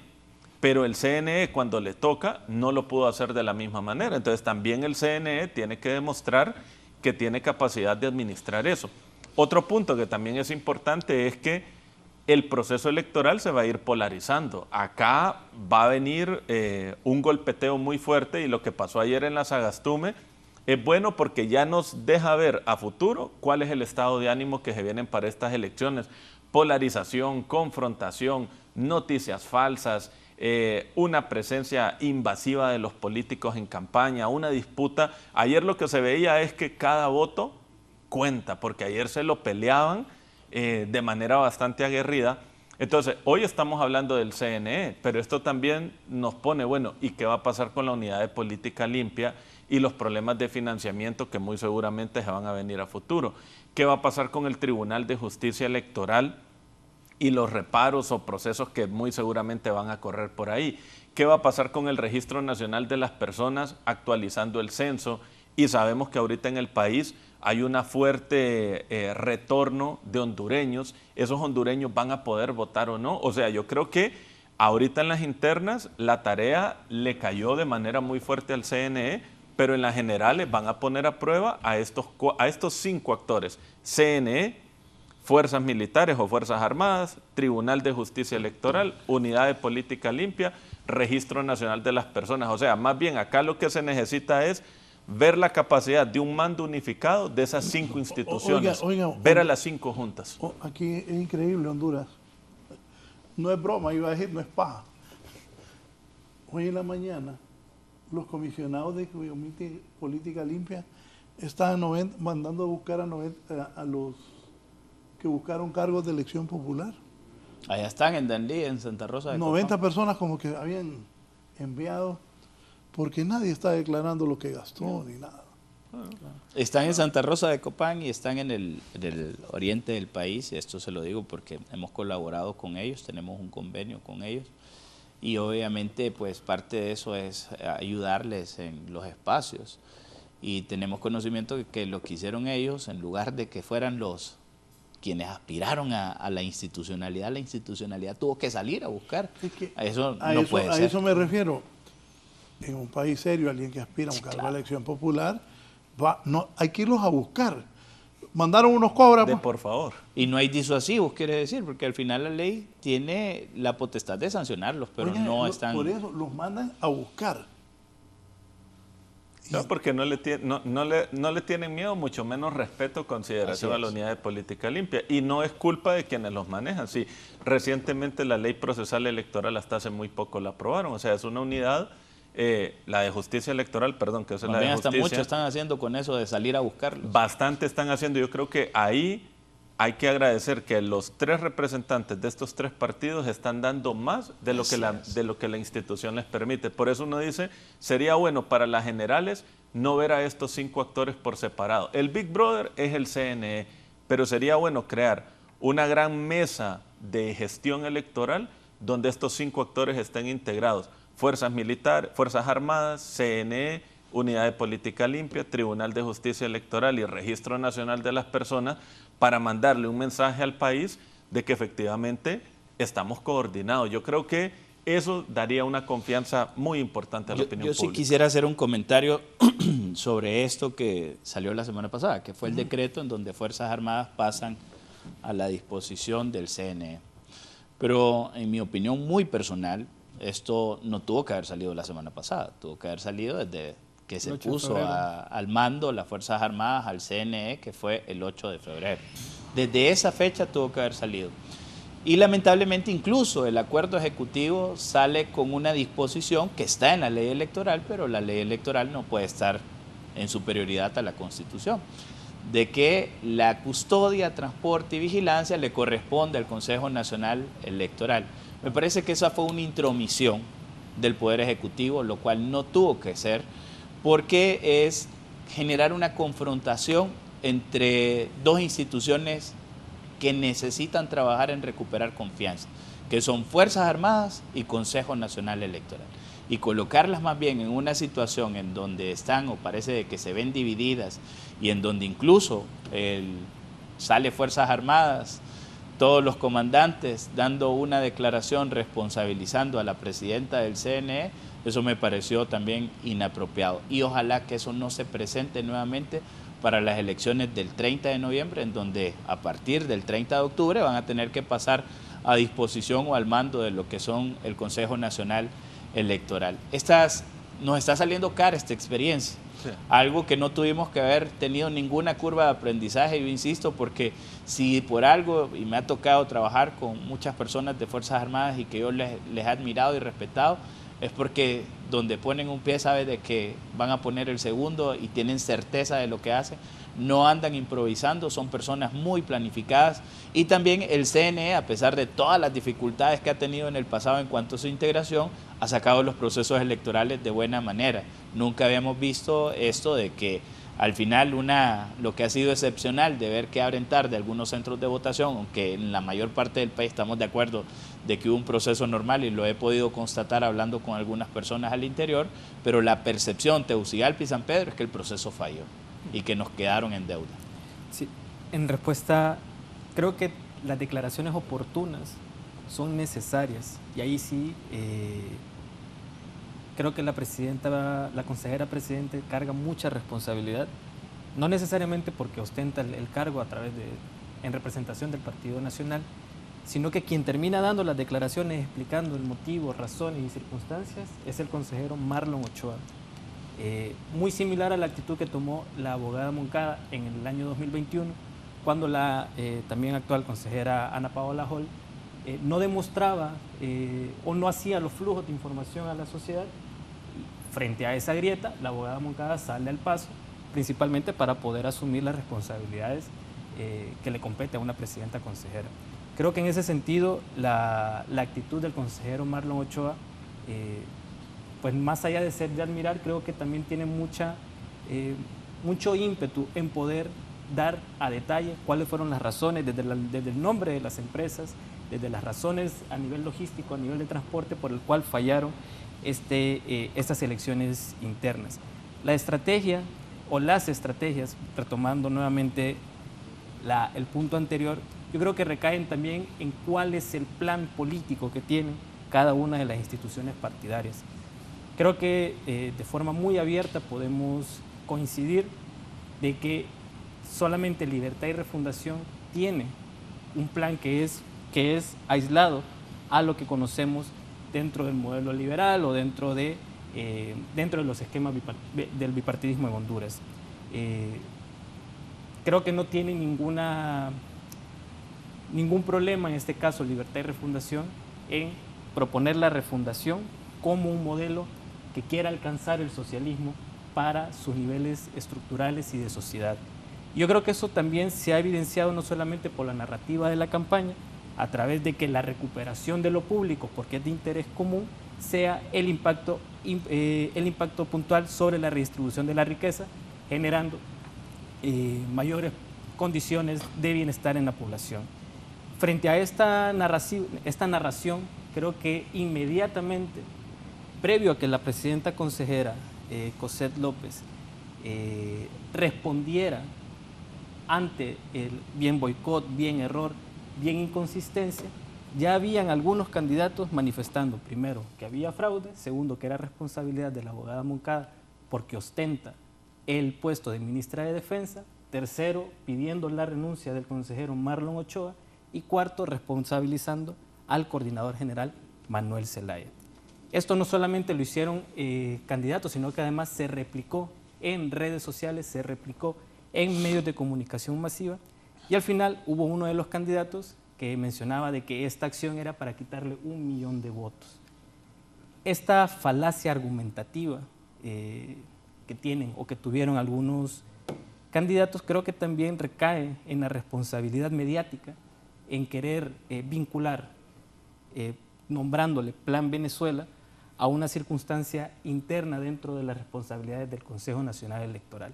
No solamente genera un miedo infundado, sino que además es la réplica de la campaña publicitaria que tuvieron en el año 2021, manifestando de que Honduras sería comunista, como que eso fuera la peor de las cosas. Creo que uno de los puntos a tomar en atención frente a lo sucedido es de que si bien el Partido Nacional... En la elección pasada, eso de que Honduras sería comunista no les pegó. No le pegó, incluso un cartel de Xiomara abortando a una... Eso no les pegó. Eso no les pegó tienen que buscar otra estrategia ahí para... Así es. Para darle libre, porque de comunista, eso ya no les pegó. Yo creo que uno de los llamados a atención es de que la presidencia del Consejo Nacional Electoral, en este caso que lo tiene el Partido Nacional, será asumida por el Partido Liberal. Creo que los retos recaen en ese sentido, bajo las estipulaciones de responsabilidad, a la consejera Ana Paola Holz, principalmente para, que el medio de comunicación sea oportuno en caso exista inconsistencia o en caso exista algún tipo de anomalía para que puedan salir al paso a informar a la población y que eso genere certidumbre al proceso. Lo segundo, que tiene que ver con lo emitido por la Empresa Nacional de Artes Gráficas sobre las responsabilidades que recaen en la distribución del material electoral que corresponde al CNE en consonancia con las Fuerzas Armadas.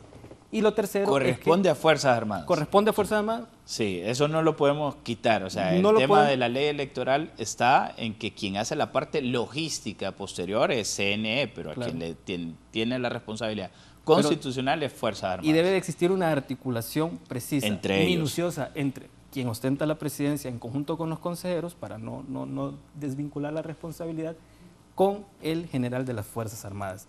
Y también esto hace un llamado de atención principalmente a las unidades de investigación, tanto del Tribunal de Justicia Electoral como del Ministerio Público, para que cuando sucedan este tipo de situaciones, que no son aisladas de un error, sino que podemos mencionar de que son premeditadas o que hubo un conjunto de premeditaciones, existan de forma expedita unidades de investigación que brinden informes, tal vez no tanto como comisiones de la verdad, pero sí informes que den de forma detallada y cronológica cuáles fueron los hechos y las fisuras del sistema electoral para algo que usted mencionaba, don Raúl, sobre el costo de la democracia.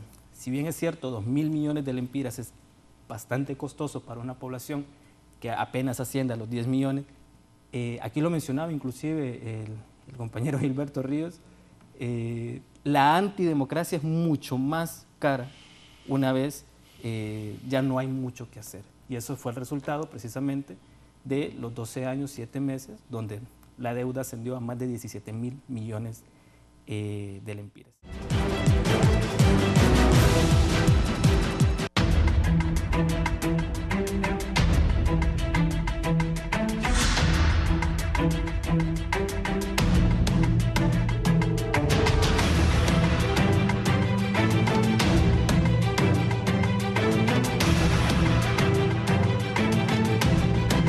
La Iglesia Católica en la supervisión del proceso en Honduras, Iglesia Católica y Evangélica también, porque los católicos su feligresía ha bajado, no sé por qué, de acuerdo a encuestas que he visto, y que pueden ser declarados en influir en la percepción pública. Sí, nuestro país es un país conservador, fundamentalmente conservador, o sea, se arraiga mucho a las costumbres, todavía hay ciertas cosas en el país donde hay cambios que no se han podido materializar justamente por eso. De hecho, a nivel latinoamericano estamos entre los 3 países más conservadores del continente, así que acá, en conclusión, somos muy conservadores. Otro punto que también es importante es que la religión en los procesos electorales cuenta, y en Honduras ya hay una tradición donde particularmente desde las iglesias evangélicas hay un involucramiento más activo en la política. Eso no se ve mal, por el contrario, ya se ha logrado interiorizar, la ciudadanía y la clase política lo ven como un actor que también es importante en elecciones. Hay una cuota electoral ahí que no es nada despreciable. Entonces, es el nuevo actor que entra a jugar. Yo creo que en las primarias no jugó de manera tan fuerte, pero en las generales, sin lugar a dudas, va a ser un gran actor, tanto los evangélicos como los católicos, o sea, los cristianos en general, van a ser un actor muy relevante. Ahora bien, ¿quién puede jalonar mejor ese voto? Creo que, de hecho ya lo estamos viendo y lo conversábamos, en su narrativa, Salvador Narrala, que es ahora el candidato de hecho y ganador en el Partido Liberal, ya vemos una narrativa muy fuerte en alusión a esa lógica religiosa. Creo que va construyendo eso. El Partido Nacional tiene un elemento histórico y de larga data de alianzas, de simpatías, de coincidencias que creo que se van a mantener. Para Libre creo que ahí hay un desafío, pero también hay que señalarlo. Hay sacerdotes de la Iglesia Católica que han coincidido mucho con Libre y particularmente con Libre siendo gobierno. Ahí, por ejemplo, podemos poner el caso del padre Andrés Tamayo, que es un buen ejemplo de eso. Creo que ahí, digamos, la agenda social para Libre va a ser más importante. Yo creo que la parte religiosa va a permear a los 3 partidos, pero creo que lo van a hacer por distintas vías. Creo que en el caso de Libre, la capacidad de convertir esas simpatías en votos va a pasar mucho por la agenda social. Acordémonos que el ERIC y el padre Tamayo son elementos muy importantes y creo que eso va a jugar mucho en la costa norte particularmente y de igual forma en el resto del país. En el caso del Partido Nacional, la malla evangélica es, digo malla entendiéndola como arquitectura política, es muy importante para el Partido Nacional. Ahí hay una coincidencia muy fuerte, particularmente cuando se habla de salud sexual reproductiva, cuando se hablan de elementos identitarios de país. Creo que para el Partido Nacional va a ser más fácil captar eso. Y en el caso de Salvador Narrala y del Partido Liberal, también hay muchos actores que han coincidido con el Partido Liberal en un espectro mucho más amplio. Y creo que ya se está viendo eso. Creo que Libre tiene una puerta de entrada un poco más estrecha en comparación a los otros 2 partidos, pero sin lugar a dudas van a jugar, y también la Iglesia se va a vincular mucho con los partidos en la agenda interna. Creo que la agenda interna va a ser un elemento de disputa muy fuerte acá, porque el Libre tiende a separarse de los otros 2 partidos, pero la problemática que le interesa a la Iglesia Católica y Evangélica permea mucho la agenda interna. La agenda externa creo que está más clara, está más separada y no creo que vaya a entrar por ahí tanto el tema, pero en la agenda interna yo creo que sí, los 3 partidos tienen puertas de entrada, pero si vemos el ancho de la carrilera, favorece más al Partido Nacional y Liberal que al Libre, pero cada uno va a jugar. Además, el punto clave aquí es el voto independiente y estos se vuelven actores claves también. Sí, yo creo que también la conformación de clase de cada una de las órdenes de la Iglesia juega un papel fundamental de cómo se orienta este voto. No hay que negar la influencia, no importa positiva o negativa, pero la influencia que tienen las iglesias, principalmente en las periferias y en las áreas rurales. Es mucho mejor atendido el pastor o el cura del pueblo, de la municipalidad, de la comunidad, que muchas veces el mismo político o el mismo empresario. Y esta conformación de clases, según el orden de cada una de las representaciones de la iglesia, en efecto, tiene cada uno su canal de participación política. Por ejemplo, la acción social de la iglesia, que tiene que ver a través de las comunidades eclesiales de base, principalmente por su conexión con asuntos sociales, creeré yo, representan o responderán más al Partido Libre, pero también son muchos los militantes de Libre quienes están dentro de las comunidades eclesiales de base. Entonces esta combinación de, si bien soy cristiano, soy católico, soy evangélico, pero además participo activamente en una de las corrientes eclesiales. No hay que negar de que la población hondureña es profundamente creyente. Esto corresponde a un orden histórico. Y esta creencia nos hace a nosotros ver moralmente legítimo a aquel que popularmente le llamamos el que más santo se arroja. Yo ahí pondría o haría el llamado a que eso no sea base fundamental de criterio para poder seleccionar o no seleccionar X o Y perfil, porque lo moralmente legítimo puede ser profundamente cuestionado según nuestra historia reciente. Lo otro tiene que ver con las conformaciones sociales a nivel de comunidades campesinas y comunidades indígenas, cuya creencia, vuelvo y repito, bajo la acción social y solidaria de la Iglesia, hace que se vean de alguna forma pues más atraídos, por un lado a Libertad y Refundación y por otro lado al Partido Liberal, contrario a la conformación bastante conservadora, muy rígida de sus estructuras sociales, en el caso de las comunidades eclesiales evangélicas y sus variantes, que son los mormones, los testigos de Jehová y demás, que tienden a ser mucho más conservadores y por ende verse más atraídos por la oferta de los perfiles de partidos, en este caso nacional, u otros que tienen estructuras más conservadoras. Abogado Solórzano. Mire, el mensaje desde el día viernes que manda la conferencia episcopal, creo de que fue un mensaje que ha resonado en la población hondureña. Y posteriormente también el mensaje ya de viva voz de Monseñor Nácher el día sábado fue algo que también se ha viralizado en la participación que puede llegar a tomar la iglesia. Creo de que les ha dado duro a toda la clase política.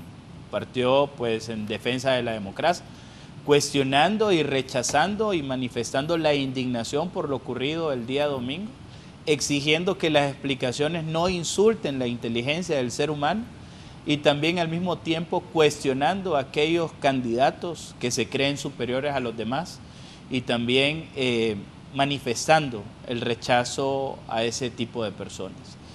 Creo de que... Solo quiero reforzar para su comentario el video, ponga el video, sí, por favor.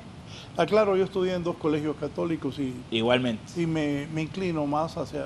Bueno, yo soy católico. No, como no me gusta mentir, tampoco es que voy a la iglesia muy seguido, pero sí tengo esa formación en el San José del Carmen, en el San Miguel, mi mamá católica. Pero esto es lo que se dijo para que luego siga analizando el abogado Solórzano. Y estaremos alerta, estaremos vigilantes para que no pueda nadie manipular las elecciones generales. Eso no es política, eso es defender a los pobres, eso es vivir el evangelio, eso es estar con la gente, eso es estar como pueblo de Dios, como bautizados responsables, defendiendo lo nuestro, cuando se puede defender, no después, después será tarde. Hoy es el día de defender a Honduras. Todos debemos hacerlos, generosamente y valientemente, pacíficamente e inteligentemente. Todos. Se emocionó el cura José Vicente, creo que es la máxima autoridad ahora. Es la máxima autoridad de la Iglesia. Se emocionó y acá ya decía, voten por mí. Al final, él lo hace dentro de un ambiente en donde hay aplausos y creo que cualquier ser humano, ¿verdad? Pues se deja guiar en ese momento por las emociones y termina dando, pero el mensaje es positivo. El mensaje es de que los hondureños, y al final yo no siento de que sea para partidos políticos, es para la población, de que debemos de defender la democracia, abrazar la democracia, querer la democracia como forma de gobierno. Y también cuando uno lee el mensaje ya en escrito de la conferencia episcopal, creo que ha sido bastante clara la Iglesia Católica. ¿Qué papel van a tener o qué papel va a jugar? Yo creo que cualquier partido político va a querer tener la simpatía siempre de la feligresía católica y evangélica. Ahí es quien haga el mejor trabajo. Yo coincido también escuchando el día de ayer a Salvador Narrala, ya uno lo comienza a ver pues diciendo de que si Dios así lo permite, él sería el próximo presidente de la República y seguramente lo vamos a escuchar de la precandidata Rixi Moncada y lo vamos a comenzar a escuchar también del precandidato Narri Afura. Ayer hablaba por teléfono con un dirigente y empresario importante del país político y empresario fuerte también. ¿Cómo va a ser la participación de Narri Afura en relación a Rixi Moncada que aparece en los medios, en las transmisiones de sus concentraciones? Narrala que todos los días está en las redes, en la televisión, en la radio y donde le pongan micrófono, y Afura es más prudente, más callado. De hecho, Juan Carlos García, el secretario privado de él, compañero mío, amigo, me mandó, mira, fíjate que Narri grabó un video, ¿lo puedes pasar? Sí, con gusto. Él grabó un video de agradecimiento, gracias, nacionalista, pero su actitud es diferente.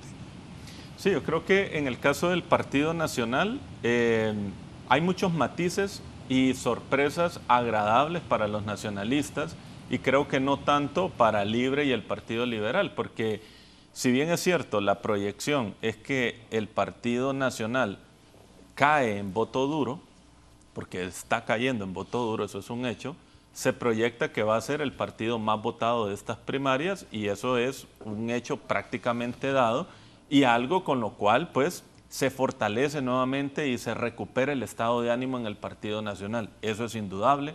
Hay que recordar que Narri Afura había dicho que se necesitaba la frontera del 1.000.000 de votos para poder competir en generales y si bien es cierto, es muy probable que no llegue ahí, el hecho de quedar como más votado, el partido y él como candidato presidencial hace que nuevamente el Partido Nacional esté con un estado de ánimo muy decidido para competir en estas presidenciales y ya que todos están quedando muy parejos, el que puede ganar por poco. O sea, el punto es que antes Libre, de las primarias a las generales, tenía que crecer mucho y el Partido Nacional era el que menos crecía, ahora realmente todos parten en igualdad de fuerzas relativas y aquí el elemento clave es el Partido Nacional y su relación con el voto independiente y eso implica que el Partido Nacional se tiene que desacostumbrar de ciertas prácticas si quiere ganar. Que es al que más le cuesta el voto independiente. Es al que más le cuesta y ese desacostumbrar a la militancia nacionalista de ciertos esquemas pues lo tiene que hacer en muy poco tiempo, de aquí a noviembre. Primero, hay un tránsito que creo que le juega a favor a Narri Afura y es que en el 2021 a Narri Afura se le vio como la continuidad del proyecto de Juan Orlando. El hecho que Ana García compitiera en estas internas hizo que se le endosara a ella la continuidad de ese proyecto y Narri quedara al lado. Eso le da una ventaja con el voto independiente, cambia o le permite construir una narrativa de ruptura con el Juan Orlandismo. Y como el Partido Nacional es muy disciplinado, así se generen estas rupturas, el nacionalista va a votar nacionalista. Ahora, ¿cuál es el desafío del Partido Nacional? Enganchar con el voto independiente. Y a veces los candidatos menos votados, pero con una línea ética que se perciba más alta, le puede dar una ventaja. Y creo que aquí es donde entra Jorge Zelaya como un elemento importante. Puede que no tenga muchos votos, pero en una narrativa de reacomodar fuerzas, un acercamiento con él puede hacer ver al voto independiente como un partido nacional que intenta conectarse con un sentido más digno, más ético de la competencia política, y creo que ahí hay un elemento de competencia que puede ser importante para el Partido Nacional. Gracias al licenciado Héctor Soto por su participación esta mañana. Licenciado, sus comentarios finales, por favor, y le agradezco haber acudido a nuestro llamado. No, sin más, muchas gracias por la invitación, gracias por compartir este debate, puntos de disenso y consenso, y a estar pendiente al desarrollo de este proceso electoral de cara al proceso general. Muchas gracias. Abogado Solorza. Gracias, Raúl. Y en cuanto a la pregunta que hacía sobre la participación que va a tener Tito Afura, yo sí creo de que juega un papel importante, interesante. Yo creo que la clase política, pues la tradicional o la que ha estado acostumbrada a ver siempre esas participaciones, pues va a extrañar en un candidato eso. Tito no es una persona de estar saliendo en medios de comunicación, yo creo, pero seguramente vamos a comenzar a ver en su equipo de campaña mucha gente pues haciendo esos videos que también se viralizan, en donde él sale pues bajo ese sentido de humildad que tiene, abrazando a la gente y todo eso, y ese es tal vez el papel que va a jugar, siempre mandando esos videos y tratando de viralizar. Hoy las redes sociales van a jugar un papel importante también. Apunte la fecha. Si Tito Afura hace eso, pierde. Porque le aseguro que ese va a ser el rol que va a tratar de ser un debate, entonces va a quedar fuera del debate. De acuerdo con usted. Eso. Y se lo digo desde el punto de vista como organizador del debate que tuvimos ahora con el web, en donde él manifestó de que él no iba a participar en ningún debate.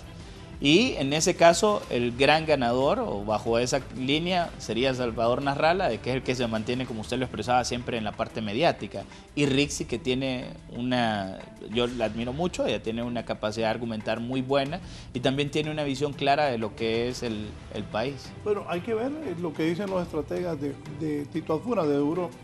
Ellos le dicen eso, pero ayer me decía Yanni Rosenthal también, que hablé con él, que el que quede fuera de esa disputa en los medios podría ser una carrera de dos entonces, y el que menos participe puede quedar fuera. Vamos a ver qué decisión toma Tito Afura, pero él, por lo menos su comportamiento en las primarias fue cómodo. Fue cómodo en el sentido únicamente de participar en algunas reuniones con grupos determinados, algunas concentraciones, pero no tuvo reuniones tampoco masivas, y tampoco tuvo una participación en medios muy abierta como posiblemente sí lo tuvieron los demás.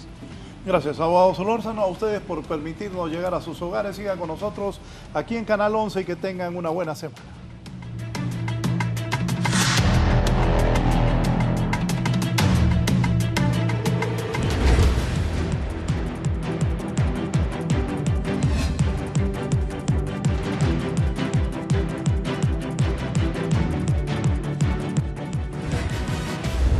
Esto es La Entrevista con Raúl Valladares.